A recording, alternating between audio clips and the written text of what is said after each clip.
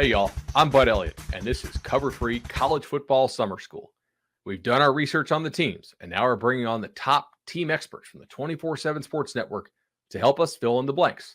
Please follow us on Twitter at Cover 3 Podcast. That's Cover 3 Podcast.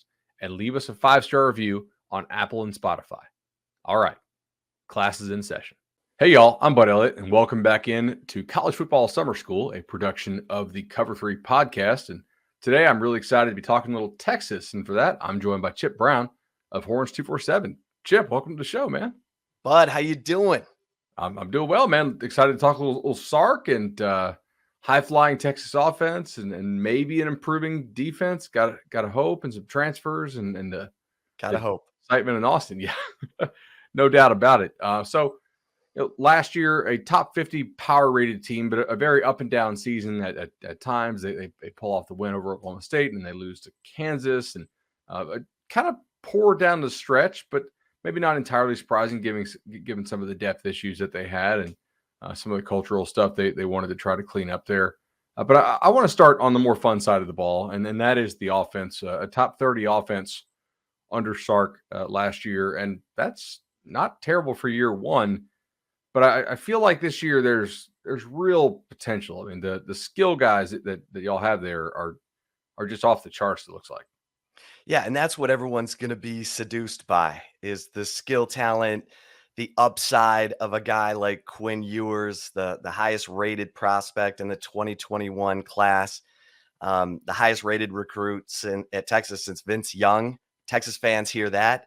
And Bud, Texas fans don't need much to think that they're on the verge of their next Big 12 championship. The skill talent is legit. I mean, I think Hudson Card, Quinn Ewers, they both need to take steps, but you've got Bijan Robinson, Roschon Johnson. You got a stable of running backs, and then you've got a really talented big three at receiver in Xavier Worthy, who broke all the UT freshman records last year, 12 touchdown catches. Jordan Whittington, tough former running back, your over the middle third down guy in the slot. And then you add 6'3", range for days, Isaiah Nair from Wyoming, who also had 12 touchdown catches last year. And the skill talent looks great, but you're starting over completely at tight end. You got two inexperienced guys. You bring in Jaleel Billingsley from Alabama, who's not considered a strong blocker, but is a down the field threat. So if your young guys, Jatavian Sanders, the 5-star recruit, Gunnar Helm, if one of those guys can become that blocking H-back tight end that is so critical to Steve Sarkisian's offense. He always says the tight end is the second most important position in his offense to quarterback because of all the things that they have to do in terms of motion and all the, the blocking, the catch, all of it. And then you've got an offensive line that gets 6 super talented freshmen coming in June, but haven't been through any college football yet. In that group of 6, you've got 5 stars, Devin Campbell and Kelvin Banks, who I think most Texas fans think one or both are going to start on this offensive line. So there's still some orange construction cones around this offense, but the skill talent is on par with anyone in the Big 12. And now it's about getting to some of those things you mentioned. The culture. Is the culture strong enough that these guys are going to work their butts off all summer and work together and come back for fall camp a better football team than we just saw them at the end of spring? Certainly. We saw Sark maybe disagree with one of his players as far as calling out certain guys on the team for wanting to party a little bit too much. I've been to Austin. I've obviously lived there. It's a really fun town. I do want to talk that offensive line a little bit before we get to Quinn Ewers, because I love the receiver group. I feel like that's a really tough cover for anybody in that league. But the offensive line last year I thought was, inconsistent at times, I guess. There were some games they were pretty good. They do lose 2 starters. It's hard to be a freshman starter on the offensive line, and yet I don't want to count Texas out because of that. But it is concerning to me a little bit if they're going to be starting more than one true freshman on the offensive line, almost regardless of how they're rated, unless they, like an Evan Neal type or something like that. You think there's a pretty good shot more than one of those guys starts? Well, I think one of the guys they really wanted to step forward this spring, Andre Carrick, third-year guy. He started off at left tackle in the spring, and then he suffers a high ankle sprain and misses, pretty much the second half of the spring. And so, they set it up for him to be the guy, and then he misses the second half of spring. So they move Hayden Connor, a second-year player, out to left tackle, and he's what they want. Big, tough, strong, nasty, not the most flexible, not the best feet, but solid. Kind of like Derek Kerstetter was for them last year. And really, Bud, all Texas needs is solid. And the one thing that you kind of have to pay attention to with Steve Sarkisian and Kyle Flood is they like to do it all. Baylor simplified last year. They bring in Jeff Grimes. They simplified and just ran wide zone. So they had offensive linemen cut blocking, which you and I can do. And it worked like gangbusters. Steve Sarkisian's not going to do that. He's a pro style guy. They want to zone. They want to man block. They want to do it all, which requires a higher level of offensive linemen. And so they went out, they recruited like crazy. They got them, but how quickly can those guys, get in and fit in? That is a huge question. They do have some, if Andre Carrick can figure it out, they have a solid center in Jake Majors. Christian Jones has been there like 8 years at right tackle. And so, they might not need two true freshmen to start. Junior Angalau is a lock-in starter at guard. So, maybe one. And if there's a special guy, Texas has had some special guys. Connor Williams, Sam Cosme started as freshmen, and they're in the NFL. But Texas hasn't had enough of those guys. So we'll see if on, short preparation, just having fall camp, coming in for the summer, maybe a guy like Devin Campbell, Kelvin Banks could come in and find a starting spot. For sure. All right, let's get to quarterback. Everybody wants to talk about Quinn Ewers. They still have Hudson Card on the roster. Am I wrong to think that this is Ewers' job? No, I don't think you're wrong. I think we have to see more from Hudson Card. Last year, he did not have the pocket presence to be the quarterback at any school, let alone Texas. He's a talented thrower of the football, but he has got to show pocket presence. And Quinn Ewers is a bigger guy. Literally, 6'3", 215, 220. Highest rated QB since Lawrence and Fields. Right. It's hard to, the thing with Ewers, and this is what in talking to team sources, he had so many wow plays, but then he had those plays where he just didn't see the safety in zone coverage and threw it right to him. And we saw him force a ball in the spring game, get intercepted. And, I'm told Ewers led the interceptions by a wide margin. Okay. So can he over the summer get more comfortable with that offense? Can he process, digest, and just accelerate that learning curve to where he eliminates those mistakes? Because if he does, he's got so much presence in the pocket that I would give the edge to Ewers. But I'm not counting Hudson Card out, because Sam Ellinger had issues with pocket presence as a freshman, had a bunch of turnovers, late game turnovers that literally changed the outcome of the game. So guys can, if they set their jaw and decide this is going to be my team, I'm the quarterback, and they put in the work, we've seen guys take big steps. But, I have to think that Quinn Ewers, if he's not the day one starter, he's the day, game 3 starter. He's going to be the guy eventually, it looks like. I feel like he's just somebody who just needs to play. Yeah. Almost like in baseball, when you call one of the kids up from the minors, like, okay, he's over 12 in his first couple games. Who cares? Like, just get the guy reps. And if you look at the pieces that Sark is putting together, he's putting the pieces together to build a really dominant offensive line, in the coming years. He's got Ewers locked up for at least one more year after this. Worthy can't go to the NFL until after next year. I guess I'm curious, like, can this be a top 10 offense in college football this year? Like, is it possible? You know what I'm saying? It's possible. It's possible because Steve Sarkisian is talented. And remember, Steve Sarkisian admitted last year that he took the foot off the gas at times that maybe he got a little conservative once he got double-digit leads against OU, Oklahoma State, and Baylor, and that, in hindsight, I should have kept, loading up and using all of our motion and using all the heavy, it's a really, Keep throwing your best pitches. keep throwing your best Yeah. pitches. Your players can handle it. And he channeled back. The players feel that. They feel that. They're like, why aren't we running what we were running? And we're going 3 and out. And now we're expecting our defense to carry the day.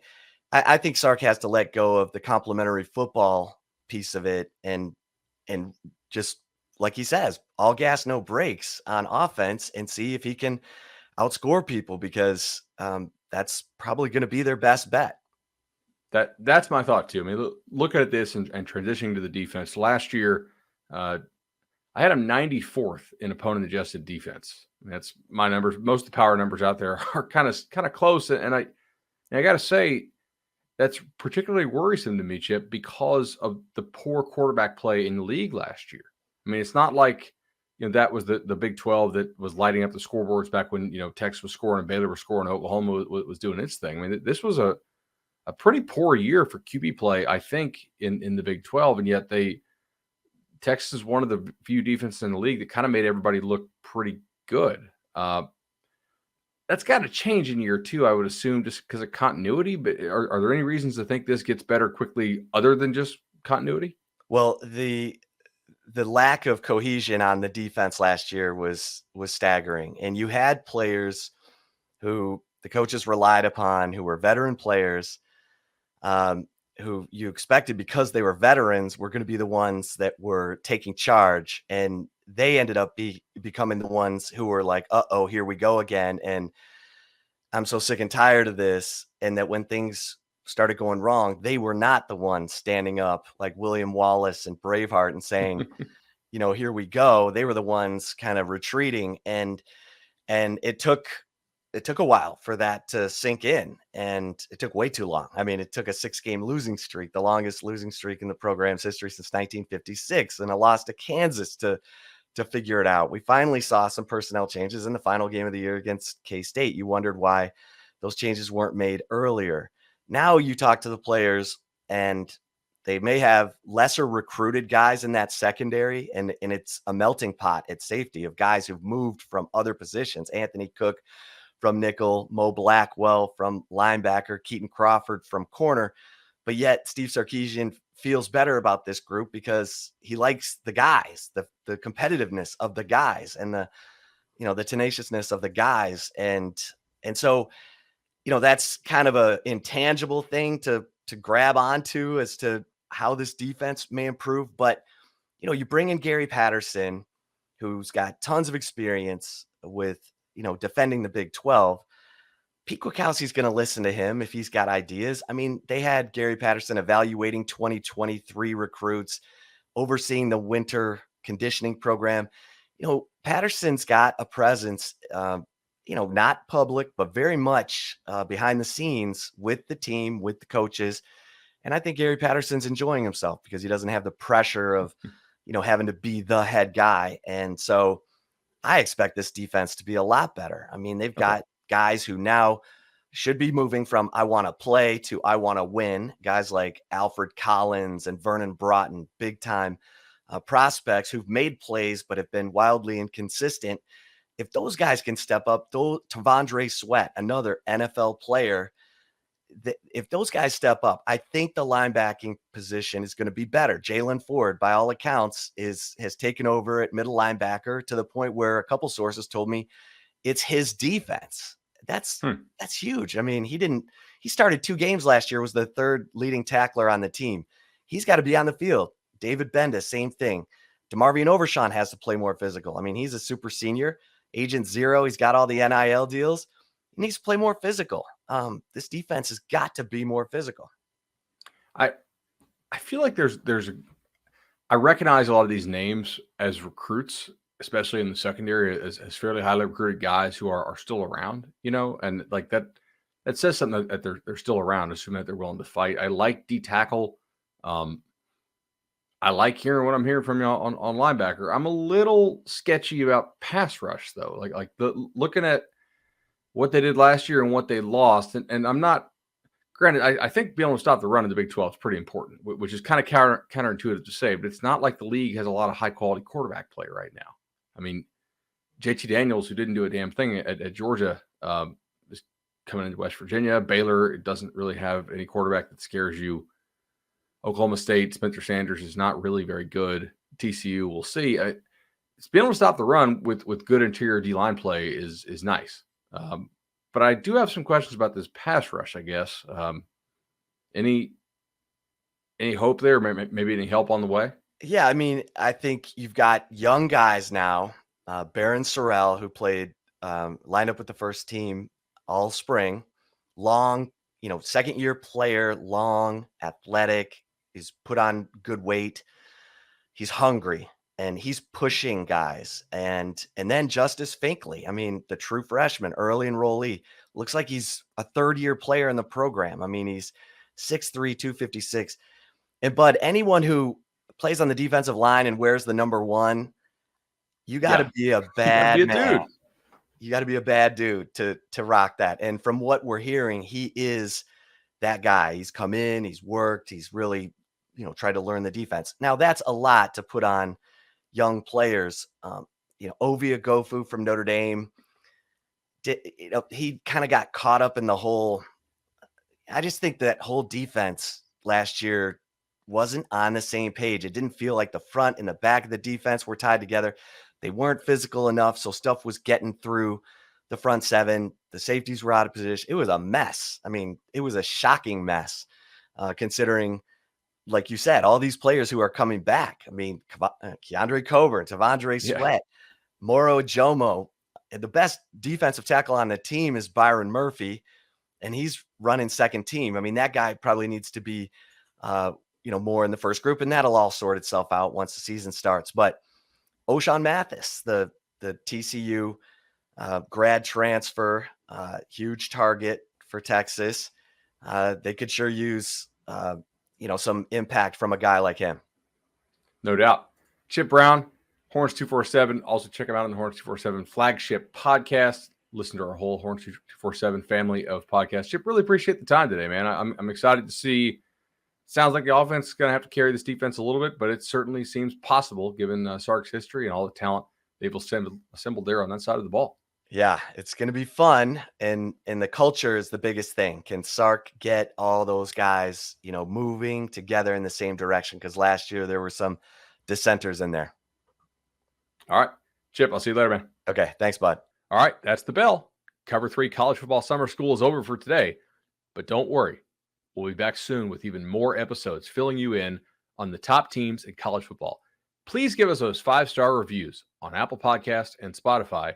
Follow us on YouTube and on Twitter at Cover 3 Podcast, and we'll see you all soon.